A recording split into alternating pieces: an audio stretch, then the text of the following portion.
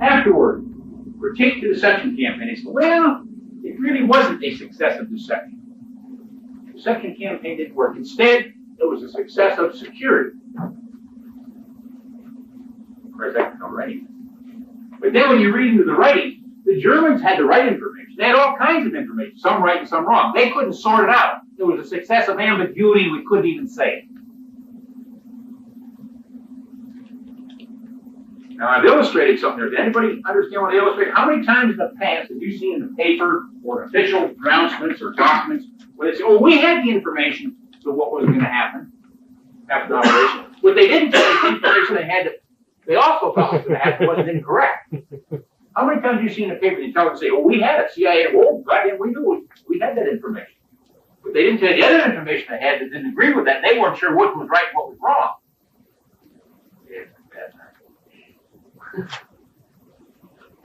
So they were correct. They said they had the right information, but they failed to tell you the other information they had that wasn't right, because they weren't sure what was right. So this is the kind of thing we're talking about. Another example. The invasion of Italy after Sicily. Remember, we didn't intend to invade Italy. We were exploiting an existing situation. We were successful in Sicily there, fall of the Mussolini government, etc. We said, hey, well, let's exploit this situation. First, the whole thing turned into a fiasco. We had all kinds of problems. Salerno, Anzio, etc. So once again, they said, why? They said, how come we couldn't get a good deception campaign for it? They said, hey, we didn't have time to set up a deception campaign. Which is correct, it takes time. Well, you can't stop the war to set up a deception campaign. You have to exploit an existing situation, and that's the time to use ambiguity. When you get a blitzkrieg going, you may have deception to start it. Once it goes, you're actually moving on ambiguity. The other guy can't keep up.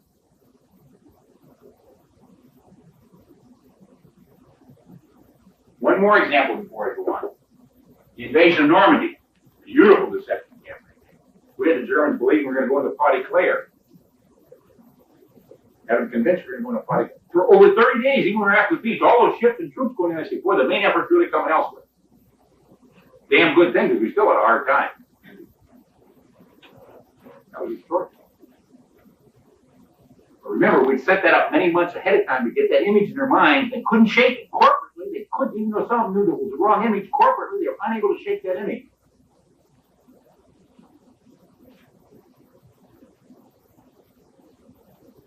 Okay, so here you're generating many non-cooperative mental centers of gravity in order to slow them down so it can't go. Here you give them Christ, you've got a good picture, wrong picture, doing exactly the wrong thing. If you can get away with it. Of course, they find out, boy, they read through the deception, you're in deep trouble. Fast transit, not only quick, we're irregular. In other words, you can not only shift gears, but they also can't get an image of what's going on. Your effort.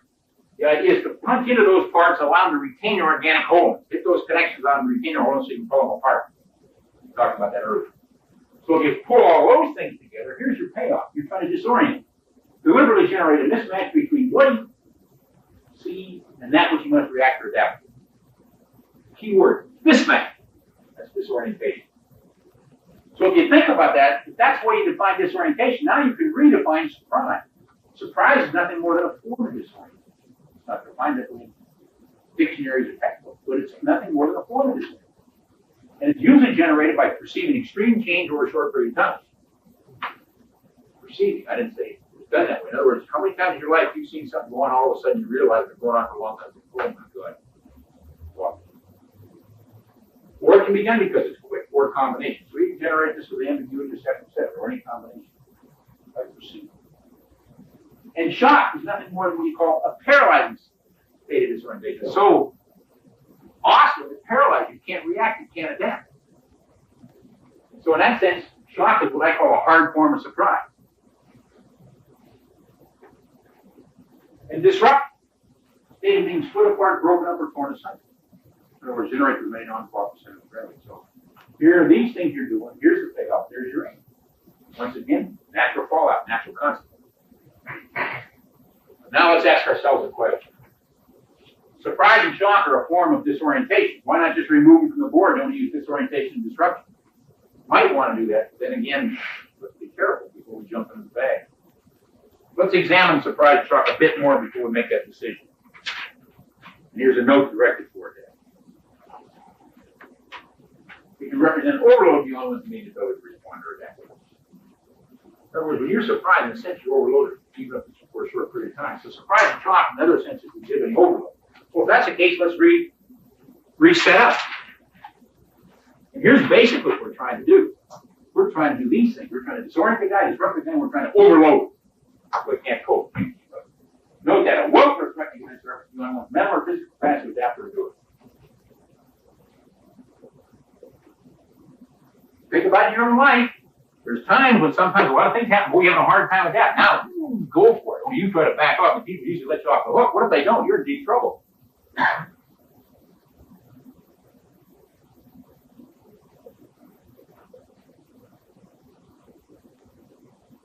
And of course, you can think of the aim this way, or you can think of it that way. But now look at that chart. What's the highest content there? That has a high mental content. Attrition has a high physical content. Maneuver has a high mental content.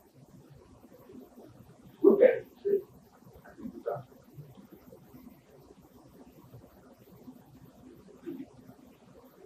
High mental. You see, most often you see in newspapers talking about maneuvers about troops going down this highway or that. You don't get the whole picture. You got to bring in the mental aspect. You don't dislocate a mind, you disorient. When a guy's mentally disoriented, is he coping with the situation or he's isolated from it? So you got mental isolation.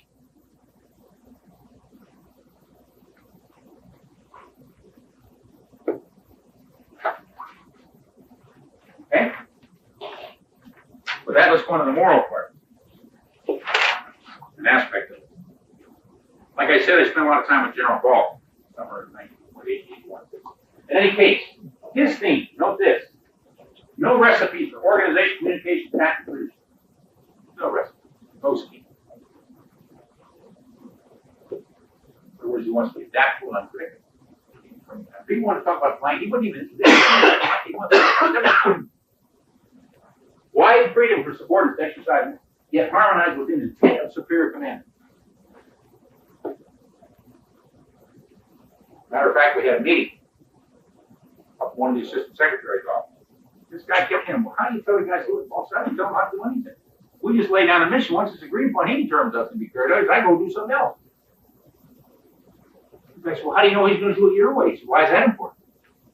As long as he gets the job done. He probably will do it different. But he is different than I am. Very revealing in how our people want everybody, you know, cookie cutter. They want everybody stamped out the same way.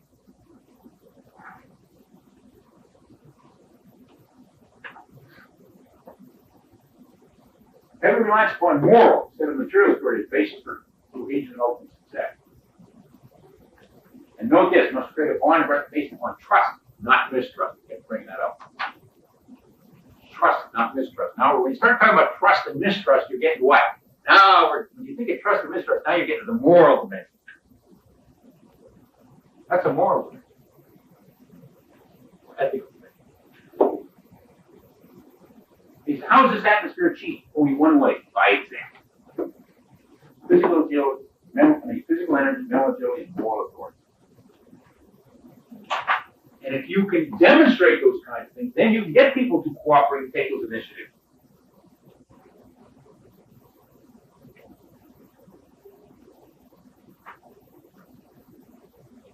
What is the price? No free lunch in this game. Courage to share danger and discomfort at the front. In other words, you're going to be able to share the same goddamn problems other people share. Then they know you understand. Willingness to support and promote even unconventional difficult support. They can do these kinds, accept danger, demonstrate initiative, take risks, etc. As a matter of fact, in the German equivalent to what we call our OER, everybody know what OER means? Officers Effectiveness Report. Their equivalent, their system up at least to World War II. They had a statement in there, a code word they put in there. This officer is a difficult subordinate. You know what that meant? Promote early. And our system is 2. And he explains it very well. He said, the reason why is if you've got a guy that has these characteristics, that means he's going to be a pain in the rear to a superior. Automatic. Because he's going to have different ideas. The guy, gee, you know.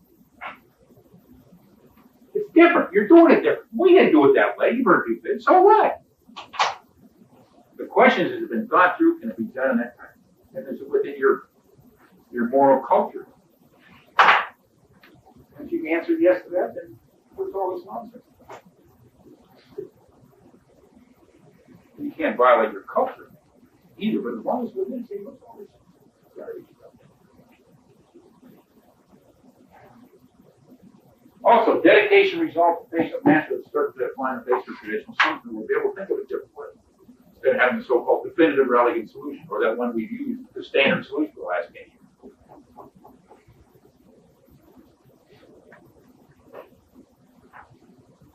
In the benefit, internal simplicity that permits rapid adaptability. So, my God, that's a strange one, but it really isn't. If you've done all this, you forge those implicit connections or bonds one with the other. You have those shared images, so you can tell somebody to do something, it's done.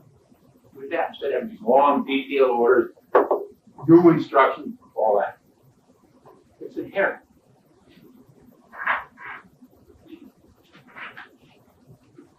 Now, here's chart in a book that I read, or actually looked at a book that I ran into about 2 or 3 weeks after I talked the ball. So it really caused these patterns to leap out at me. These 3 pages, 1.4. The underlines are lines. I'll let you read it and I'll comment.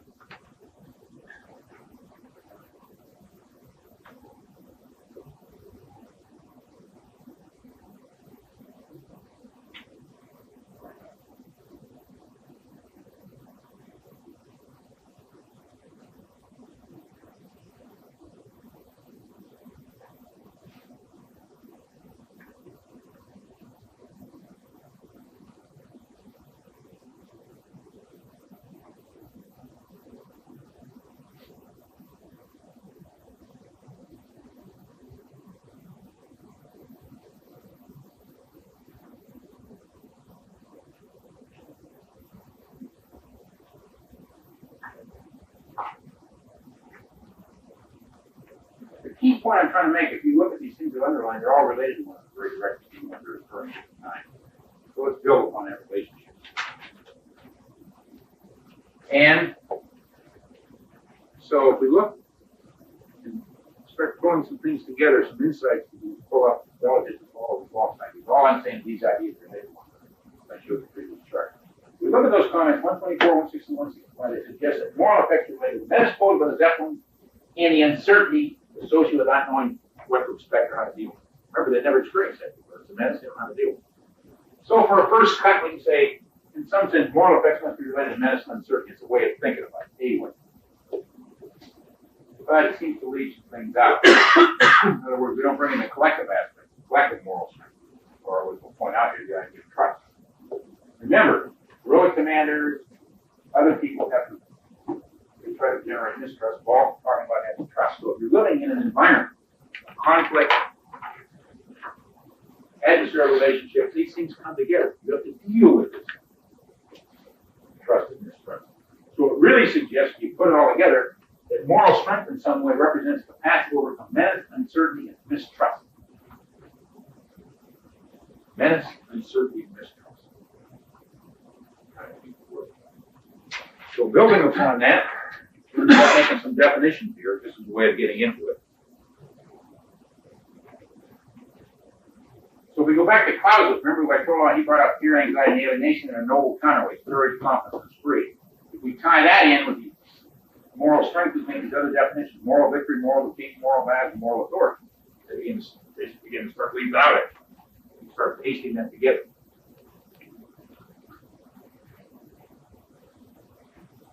Of course, the one we're going for is moral authority. Person or body can give one courage, confidence, and spree to overcome menace, uncertainty, and mistrust.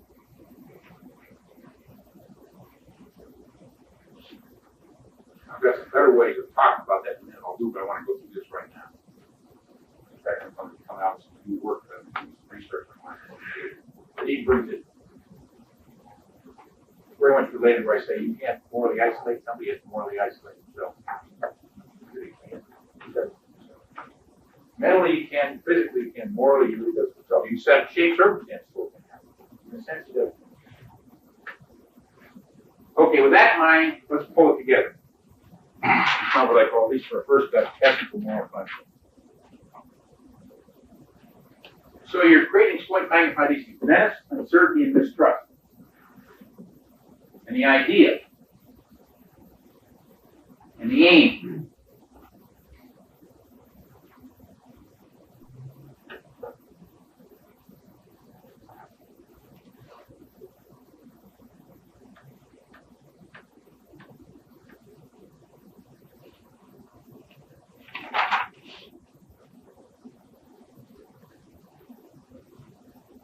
So that has a very high negative content. So, it's a suspicion I sort of have. It seems to be called one-sided. So let's see if we can pick up the positive side.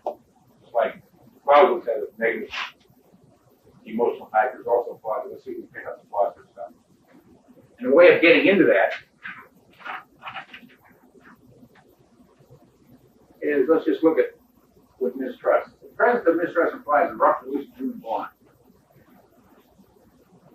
Because harmony in some, we've got to be able to get some kind of harmony so people build up these bonds of trust. That's one thing. In dealing with uncertainty, you have to have, you can't make things certain. Life just doesn't work that way. You have to be able to be adaptable, deal with uncertainty. When we have to face menace, you just can't say we're going to be friendly. You have to take initiative. You may be unfriendly. On the other hand, you're able to make it be friendly. So if we paste all these things together, we can modify that chart somewhat and look at it a bit different, what I call both negative and positive factors, or counterweights. So we have menace, uncertainty, mistrust, and counterweights, initiatives. Internal drive to think and take action without being hurt. Adaptability, power to adjust or change. Harmony, interaction with friends, disconnected and interactive, connected way. That doesn't mean they're all one-to-one. It's kind of one-to-one. So then you have both a negative aim and a positive aim.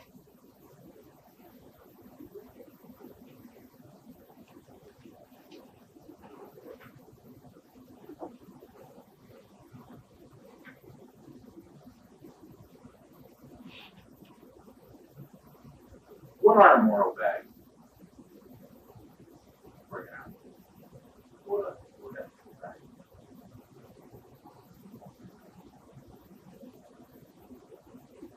Anybody, we use the word a lot. Maybe you want to look at that way. It's very important.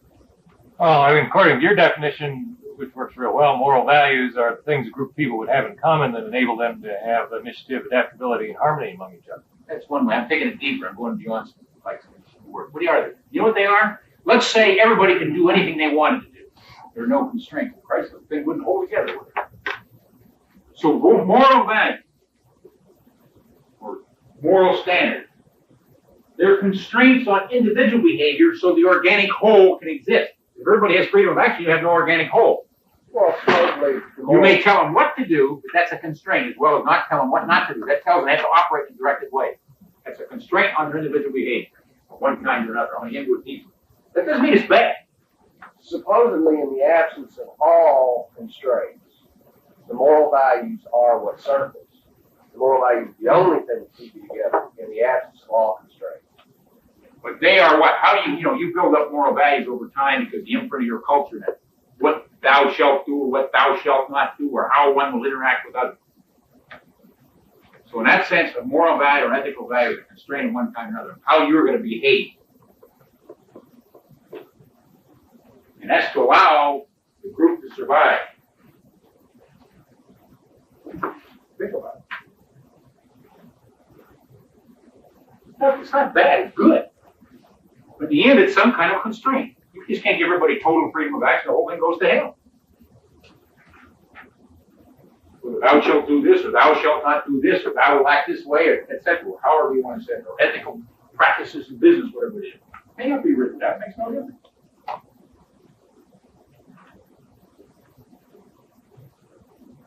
Okay, then, a moral value in some sense then, are standards of behavior, codes of conduct, etc. So if you have moral isolation, what do you have? Now we're going to get down to it. I'm trying to lead you somewhere. When you morally isolate somebody, you really don't isolate yourself.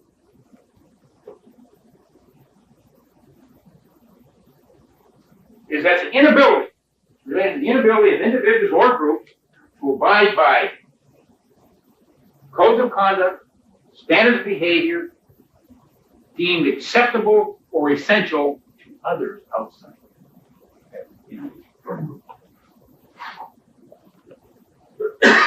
Inability to abide by codes of conduct, standards of behavior, or systems of value deemed acceptable or essential to others outside those individuals. So, the alienation takes place is when you violate those codes of conduct and standards because they're deemed acceptable, because it permits the group to exist, if you alienate yourself. Now, some people do it, they try to get away with it, but once it's surfaced and made visible, they're too.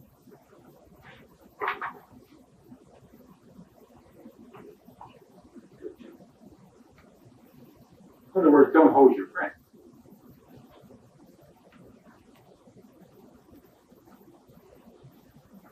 Particularly by trying to cover it up, they find out it's formed off.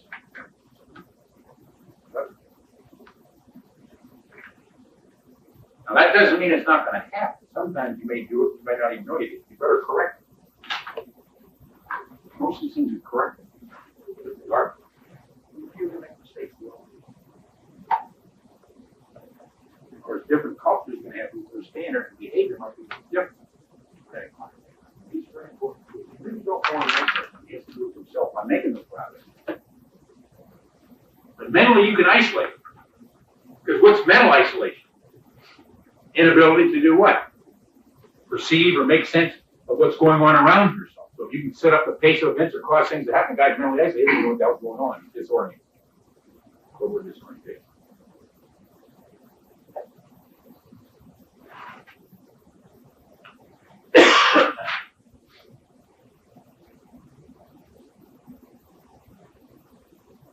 So now military tends to think mostly, they're cutting lines of communication, that kind of stuff. That's physical isolation. Trying to isolate the guy so he can't get sustenance so he can keep his operation as a material aspect. Then you go mental isolation. Now you get the guy so he's confused, can't keep up, he starts coming unglued, gets demoralized. Now, let's assume you demoralize someone because of mental isolation, start seeing things that come unglued. And let's say those bonds between them weren't too strong, or there were some little devious things were done and overlooked. Now, remember what I said? Defeat is an orphan, victory has 1,000 foils, pretty soon everybody's pointing the finger at everybody else. That's when the moral parts of these things begin to show up. You're a rat. Everything wrong, go off the center script. Very important. Okay. With that in mind, let's go to the synthesis.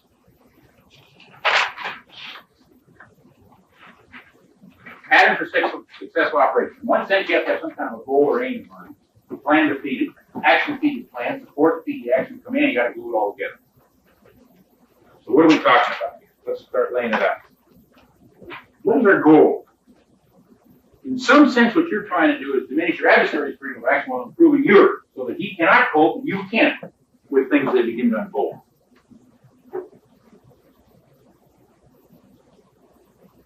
And so when you cut his lines of communication, when you disorient him, kind of tunnel, you're really inhibiting his freedom of action.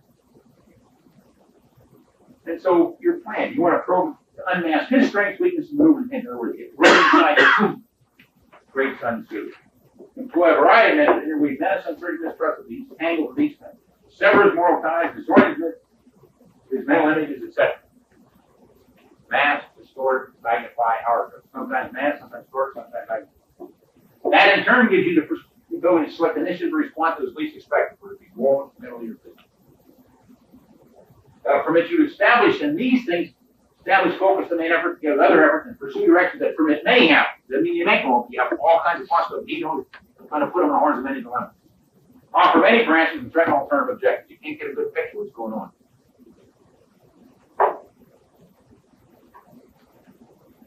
And then to keep that operation going, move along paths of least resistance, right? That allows the paths of least resistance to manifest themselves. And you can start exploiting.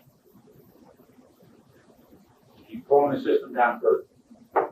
Now here's an interesting one. Exploit rather than disrupt or destroy those differences or those features within his system that interfere with his ability to cope with unfolding problems. Let me give you an example, particularly in guerrilla warfare. Guerrillas I'm referring to this one right here. Wait. Guerrillas, if you have like a corrupt province chief, don't really like to take them out. Because they take out the corrupt province chief and put someone here good, then they don't have their basis for the guerrilla movement. So by having a corrupt province chief, they use that as a recruitment effort to build up their own guerrilla cadre. So they don't like to do that, unless it's really bad and the people really command it. Instead, they'll lever that system, build up their own movement. Of course, after they got it made, then they'll take them out and probably execute them. But not at the time when they're using them as a rallying point to build up their own efforts.